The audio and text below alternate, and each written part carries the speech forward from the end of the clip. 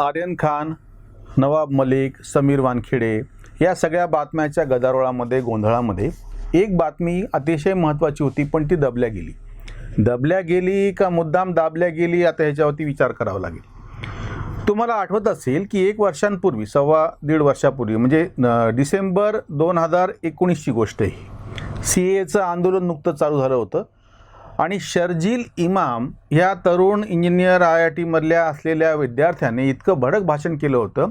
Chicken neck ज्याला म्हणतात, असा जो ईशान्य भारताला जोडणारा जो भाग आहे तो तोडून टाकायचा आणि तो भाग भारतापासून कसा विलग करायचा, असं ते भडक असं ते भाषण होतं. आणि आताही यूट्यूबवरती उपलब्ध आहे. तुम्ही शर्जील इमाम स्पीच असं म्हटलं की ते सापडतं तुम्हाला. त्या प्रकरणामध्ये त्याच्यावरती UAPA लागला आणि त्याला अटक करण्यात आली. ह्या सगळ्या पुरोगाम्यांनी बोंब केली होती की बाबा तुम्ही अभिव्यक्ती स्वातंत्र्याच्या वरती कसा गळा दाबला जातोय, गैरसमज कसा होतोय. आजकाल एक बरं झालेलं आहे की प्रत्यक्ष शूटिंग उपलब्ध असतं, त्याच्यामुळे कोण काय म्हणलं आणि कुठल्या संदर्भामध्ये म्हणलं ते ताबडतोब लगेच ओळखता येतं. पुन्हा असं म्हणता येत नाही मी म्हणलोच नव्हतो, अर्थच वेगळा होता, शब्दच वेगळे होते, काही नाही, जे काय आहे ते उपलब्ध आहे आजकाल. ह्या सगळ्या पुरोगाम्यांनी तथाकथित ह्यांच्या पाठीमागं, म्हणजे ह्यांचं अभिव्यक्ती स्वातंत्र्य म्हणजे काय, देशाचे तुकडे करायचं वक्तव्य करणार तरी अभिव्यक्ती स्वातंत्र्य, अफजल हम शर्मिंदा आहे, तेरे कातिल जिंदा आहे म्हणलं तरी अभिव्यक्ती स्वातंत्र्य, फासावर लटकवलं आपल्या न्यायव्यवस्थेने तरी त्याला ज्युडिशियल किलिंग म्हणायचं शब्द स्वातंत्र्य. म्हणजे भारतातले तर सोडाच, बाहेरचे रोहिंग्या मुसलमान इथं येणार आणि ती राहणार, त्याच्या विरोधामध्ये ही याचिका दाखल करतात प्रशांत भूषणसारखी आणि बोलतात का तर अभिव्यक्ती स्वातंत्र्य. कमाल झाली. या शर्जील इमामनी जे भडक भाषण केलं होतं CAAचं आंदोलन चालू असताना, डिसेंबर 2019ची गोष्ट आहे, म्हणजे आपलं लॉकडाऊन लागायच्या आधीची गोष्ट आहे. आणि त्याच्यावरती जे खटला चालू होता त्याला जामिनाच्या संदर्भामधला परत एकदा अर्ज समोर आला होता कोर्टाच्या, साकेत कोर्ट दिल्लीला. त्यांनी तो फेटाळला आणि त्याला आता तुरुंगातच राहावं लागणार आहे शर्जील इमामला. आता तुम्ही लक्षात घ्या, ह्यांचे जे पाठीराखे होते, तुम्ही अगदी 2014-15 पासून मोदी सत्तेवर आल्याच्या नंतर आधीचे समजा काय आणि कसे प्रकरण आहेत त्याच्या न्यायालयीन पातळीवरती त्याचं काय झालं, बाटला हाऊस एन्काउंटरच्या बाबतीत आपण बघितलं आणि त्याच्या विरोधात निकाल लागलेला आहे.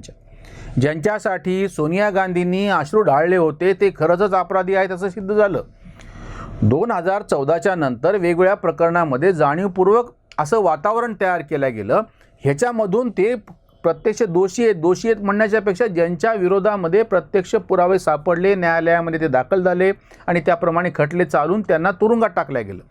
म्हणजे त्या पण दिल्ली दंग्याच्या केसमध्ये नताशा नरवाल किंवा ह्या ज्या सगळ्या काय ते पिंजरातोड गँग नावाचे ते होतं, देवांगना कालिता, नताशा नरवाल, किंवा तुम्हाला अजून एक नाव आठवत असेल की उमर खालिद, कन्हैया कुमार आणि उमर खालिद, भारत तेरे तुकडे होंगे इंशाल्लाह. त्या प्रकरणात उमर खालिद आतमध्ये आहे आणि कन्हैया कुमारला आता यापूर्वी ते वर तोंड करून काय भाषण करत होते की नुसतेच आमच्यावरती आरोप करतात, प्रत्यक्षामध्ये चार्जशीट कुठं दाखल झालेली आणि चार्जशीट दाखल का होत नव्हती तर दिल्ली सरकार परवानगी देत नव्हतं. दिल्ली सरकार परवानगी का देत नव्हतं, तिथे केजरीवाल यांचं आम आदमी पक्षाचं सरकार आहे आणि त्यांना ती परवानगी द्यायची नव्हती.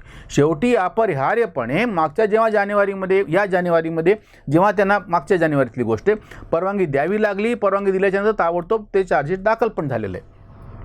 आता सुद्धा शर्जील इमामच्या विरोधामध्ये रीतसर खटला उभा राहिला, तुम्ही त्यासाठी जामिनाचा अर्ज केला, जे काही परिस्थितीजन्य पुरावे समोर आलेले आहेत ते ओळखून त्या न्यायाधीशांनी त्यांचा जामीन अर्ज नाकारला. आता ही जी गोष्ट न्यायालयाच्या पातळीवर चालली, तुम्ही लक्षात घ्या, समजा ह्यांना जामीन मिळाला असता तर ह्यांनी बोंब काय केली असती की बघा आम्ही तर म्हणत होतो हे निर्दोष आहेत आणि तुम्ही आता न्यायालयानं स्वतः सांगितले. खरं तर जामीन मिळणे म्हणजे तुम्हाला फक्त तुरुंगातून बाहेर जायची परवानगी आहे, खटला निकाली निघालेला नाही. आत्ता अगदी ही जी आर्यन खानची जी प्रकरण चालू आहे त्याच्यामध्ये अमेय तिरोडकर सारख्या पत्रकाराने बिंदास असं एक वाक्य लिहून टाकलेलं आहे सोशल मीडियावरती लिहित असताना, नवाब त्यांची बाजू घेताना, म्हणजे फॅसिस्ट विरोधातली लढाई कशी आहे, म्हणजे शाहरुख खानचं नाव पुढं जरी करत असले तरी हे शाहरुख खानचा विषय नसून हा फॅसिस्टांच्या विरोधातली लढाई कशी आहे, म्हणजे हे आर्यन खानची बाजू घ्यायला लागलेत. बरं, त्याच्यामधलं एक वाक्य असं होतं की अशाच पद्धतीने नवाब मलिक यांच्या जावयाला निर्दोष असताना छळला गेला, आता तो निर्दोष सुटलेला नाही. नवाब मलिक यांचा जावाई समीर खान जानेवारी महिन्यामध्ये NCBनी ताब्यात घेतला होता, त्याला तुरुंगात टाकलं होतं, त्याला फक्त जामीन मिळालेला आहे. यांची भाषा लक्षात घ्या कशी येते, त्याला फक्त जामीन मिळाला आणि तो बाहेर सुटला, तर हे सरळ असं लिहितात की तो निर्दोष सुटलेला आहे म्हणून. आणि म्हणजे त्यांचं म्हणणं आहे की हा पण निर्दोष कसा आहे, आर्यन खानसुद्धा, म्हणजे आता त्याच्यावरचं जे मीम फिरायला लागले तेवढंच फक्त वाक्य राहिलेलं आहे की समीर वानखेडे आणि त्याचे मित्र हे तिथं ड्रग्सची पार्टी करत बसले होते आणि निर्दोष असा आर्यन खान कसा घरी बसला होता, त्याला पकडून कसं नेलं, इतकंच फक्त वाक्य यायचं राहिलेलं आहे. हे ज्या पद्धतीचं एक नॅरेशन सेट करतात ना, जाणीवपूर्वक असा एक वैचारिक प्रचार करायचा. 27 ऑक्टोबर या दिवशी श्रीनगरवरती आपली भारतीय सेना जाऊन त्यांनी काश्मीर आपल्या ताब्यामध्ये घेतलं. म्हणजे भारत स्वतंत्र झाल्याच्या नंतर ह्या सगळ्या झुंडशाही करून पाकिस्तानच्या या घुसखोरांनी हल्ला केलेला होता श्रीनगरवरती. आणि 27 ऑक्टोबर 1947ला महाराजांनी सही केल्याच्या नंतर श्रीनगरला आपल्या सैन्याने कारवाई करून काश्मीर ताब्यामध्ये घेतलं. तो दिवस, ज्या दिवशी काश्मीर भारतामध्ये सामील झालं, तो दिवस पाकिस्तान काळा दिवस म्हणून साजरा करतं आणि तो सगळ्या जगभरामध्ये याच्यावरती लेख कसे यावेत म्हणून जे टूलकिट चालू होतं ते पण आता टाइम्स नाऊच्या वाहिनीने उघड केलेलं आहे. 26 ऑक्टोबरला ती बातमी समोर आली की उद्याचा दिवस कसा ब्लॅक डे म्हणून साजरा करायचा. 20 तारखेपासून जगभरातल्या वेगवेगळ्या सगळ्या दूतावासाला, एम्बॅसी, त्या ठिकाणी यांची मेल कसे गेले आणि नियोजन कसं केलं गेले की असे लेख बरोबर 27 ऑक्टोबरला छापून यावेत की जेणेकरून म्हणजे, आणि त्याला नाव काय दिलेलं होतं, 27 ऑक्टोबरचा हा काळा दिवस आहे. कशासाठी तर आमचा प्रदेश भारताने ताब्यामध्ये घेतला, बळकावला, त्यामुळे त्याला नाव इंडियन ऑक्युपाईड काश्मीर. जसं आता आपण आपला जो प्रदेश पाकच्या ताब्यामध्ये ज्याला POK, पाक ऑक्युपाईड काश्मीर म्हणतो, तसं हे जाणीवपूर्वक सध्याच्या आपल्या काश्मीर, जम्मू काश्मीरला इंडियन ऑक्युपाईड काश्मीर असा शब्द वापरतात. शर्जील इमामसारखे जेव्हा, बरं एक कसं म्हणणं असतं बऱ्याचदा असे पकडल्या गेल्याच्या नंतर की नादान मुलं आहेत, त्यांचं काही फारसं शिक्षण झालेलं नाही, घरची परिस्थिती गरीब आहे आणि याच्यामुळे बहकावे में आके, म्हणजे नौजवान हे जे आहेत, तरुण जे आहेत ते कसे भरकटले जातात. कारण काय, तर परिस्थिती तशी असती. हे जी नावं तुम्हाला सांगतो ना मी, उमर खालिद असो, शेहला रशीद असो, देवांगना कालिता, नताशा नरवाल, आयशी घोष नंतर निवडून आलेली, किंवा शर्जील इमाम, ह्याच्यातलं कोणीही साधं नाही. हे सगळे उच्च शिक्षित आहेत, यांची अतिशय चांगली परिस्थिती आहे. म्हणजे असं झालेलं नाही आहे की आपण म्हणतो ना परिस्थितीची शिकार कशी आहे, परिस्थितीचा बळी कसा आहे, असं काही घडलेलं नाही आहे. हे असे बुद्धिमान आहेत, हे हुशार आहेत, अतिशय चांगल्या शैक्षणिक संस्थांमधून यांनी शिक्षण घेतलेलं आहे आणि तरीही ते देशविरोधी कृत्यामध्ये सामील आहेत. हे देशविरोधी कृत्यामध्ये सामील आहेत असं कोणी नुसत्या गावगप्पा करत नाही आहे. अधिकृतरित्या त्यांच्यावरती खटले उभे राहिले, तसे परिस्थिती ज्यांना पुरावे समोर आले आणि त्याच्यानंतरच त्यांना तुरुंगात धाडल्या गेलेलं आहे. केवळ इतकाच विषय नाही आहे, दलितांच्या बाबतीत, आदिवासींच्या बाबतीत, अल्पसंख्य म्हणजे मुसलमानांच्या बाबतीत, शेतकऱ्यांच्या बाबतीत आणि विद्यार्थ्यांच्या बाबतीत, या पाचही ठिकाणी जिथं जिथं थोडाफार असंतोष, अस्वस्थता, काहीतरी अडचणी निर्माण होतात त्याला जास्त वाढवायच्या आणि अशांतता निर्माण करायची, लोकशाहीला धोका निर्माण करायचा असं ठरून चालू आहे. एका रोहित वेमुलाची हत्या कशी आहे असं चित्र उभं करायचं, जाणीवपूर्वक ही गोष्ट केली जाते.